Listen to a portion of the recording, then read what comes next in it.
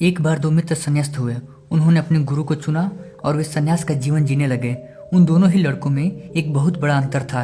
एक स्वभाव का बहुत ही कठोर था और दूसरा बहुत ही ज्यादा कोमल। दोनों जब भिक्षा मांगने जाते तो उन्हें भिन्न भिन्न प्रकार के लोग मिलते। कोई उन्हें सम्मान देता तो कोई अपमान। जब उन्हें सम्मान मिलता तो दोनों बहुत प्रसन्न होते, लेकिन जब अपमान मिलता तो एक हृदय पीड़ा से भर जाता और दूसरा क्रोध से। ऐसे ही कई महीनों तक चलता रहा। फिर एक दिन दोनों भिक्षुओं के मन में आया कि वे अपनी इस समस्या का समाधान अपने गुरु से पूछें।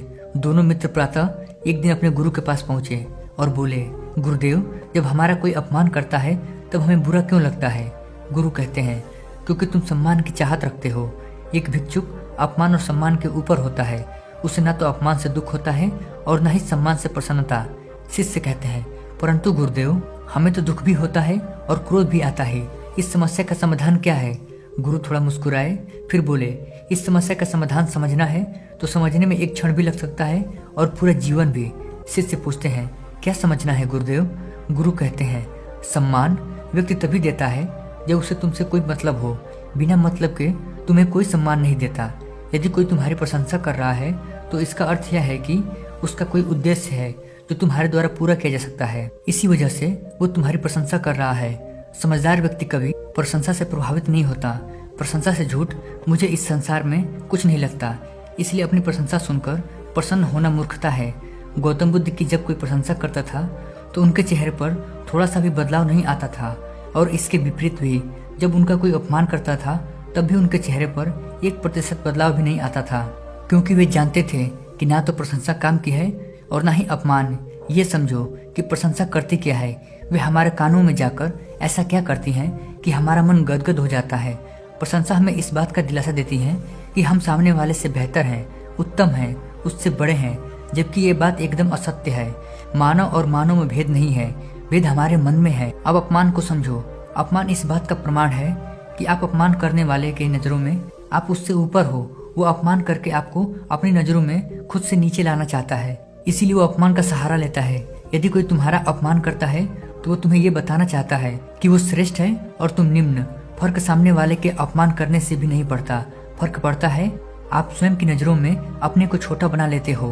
आप रोकर या क्रोध कर कर उसकी बातों को सच साबित करते हो। एक समझदार व्यक्ति ना तो रोता है और ना ही क्रोध करता है। वो धीरज रखता है, क्योंकि वो जानता है कि सच क्या है। ना तो सच अपमान है और ना ही सम्मान। भगवान बुद्ध ने अपने सभी शिष्यों से मना किया था कि कोई भी अपने सिद्धियों का दिखावा नहीं करेगा, लेकिन कुछ नगर वाले एक भिक्षुक से उसके सिद्धि के प्रदर्शन करवा लेते हैं। जानते हो किस प्रकार? उसका और भगवान बुद्ध का अपमान करके वे नगर वाले बुद्ध को गालियां देते हैं, जो उस भिक्षु से बर्दाश्त नहीं होता। वे नगर वाले उस भिक्षुक के समक्ष एक शर्त रखते हैं कि यदि वो उस बांस के ऊपर रखा हुआ पात्र बिना बांस को हाथ लगाए उतार दिया, यानी हवा में उड़ाकर उतार दिया, तो वे मान जाएंगे कि बुद्ध शक्तिशाली हैं, बुद्ध पूजनीय हैं। और वो भिक्षुक उनकी बातों में आकर ऐसा कर देता है। उसके बाद बुद्ध उस भिक्षुक को समझाते हैं और अपने सभी भिक्षुओं से कहते हैं कि आज के बाद सिद्धि का प्रदर्शन कोई नहीं करेगा। अगर अपमान एक सिद्ध पुरुष को प्रभावित कर सकता है तो एक बात और याद रखना कि अपमान से ऊपर उठना इतना आसान भी नहीं है। तुम समझो कि आज मैं समझ लिया और कल मैं अपमान से ऊपर उठ जाऊंगा, तो यह भी संभव नहीं है। इसमें समय लग सकता है। शिष्य पूछते हैं, कितना समय लगेगा गुरुदेव? गुरु कहते हैं, उतना ही समय लगेगा जितना जल को वाष्प बनने में लगता है। यदि जल को सही ताप पर एक स्थिति में रखा जाए तो एक समय के बाद वो वाष्प बन जाता है। ठीक उसी प्रकार यदि तुम खुद पर कार्य करते रहो तो एक समय के बाद ये तुम्हारे लिए संभव हो जाएगा। तुम अपमान और सम्मान के बातों से ऊपर आ जाओगे, लेकिन इसमें धीरज और जागरूकता सबसे आवश्यक है। तुम्हें धैर्य के साथ जागरूक रहना है। तुम्हारे भीतर दूसरे के शब्दों को सुनकर जो उठता है उसे पूरी जागरूकता के साथ देखना है और फिर सोच समझकर प्रतिक्रिया देनी है।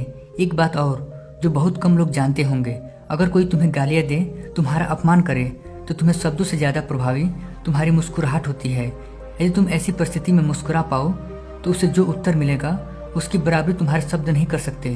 शब्द तो कानों तक जाते हैं, लेकिन भाव, मुस्कुराहट हृदय तक पहुंचती है। वे दोनों भिक्षुक अपने गुरु की बात सुनकर अपने भीतर एक नई समझ पैदा करते हैं और अपने जीवन में आगे बढ़ते हैं। ऐसा नहीं है कि इसके बाद उनके जीवन में कोई समस्या नहीं आती। समस्याएं आती हैं, लेकिन वे इस तरह से उनका समाधान खोजते रहते हैं और अपने लक्ष्य तक पहुंच जाते हैं। इस कहानी से हम सीख सकते हैं कि अपमान एक झूठ है और सामने वाला व्यक्ति हमें नीचा दिखाने के लिए हमसे कहता है, लेकिन अपमान शब्द नहीं करते, उसको अपने भीतर स्वीकार लेना करता है। हम उसकी बातों को स्वीकार लेते हैं तब हम अपमानित महसूस करते हैं। दूसरी बात, सम्मान व्यक्ति अपने मतलब के लिए करता है, इसके पीछे सामने वाले का मतलब छुपा होता है, इसलिए सम्मान भी झूठ है। और एक बात, ना तो रोते रहना है और ना ही पत्थर बनना है, खुद पर संयम रखना है। तो दोस्तों, कैसी लगी आपको ये कहानी? कमेंट्स करके जरूर बताइए। धन्यवाद। आपका दिन शुभ हो।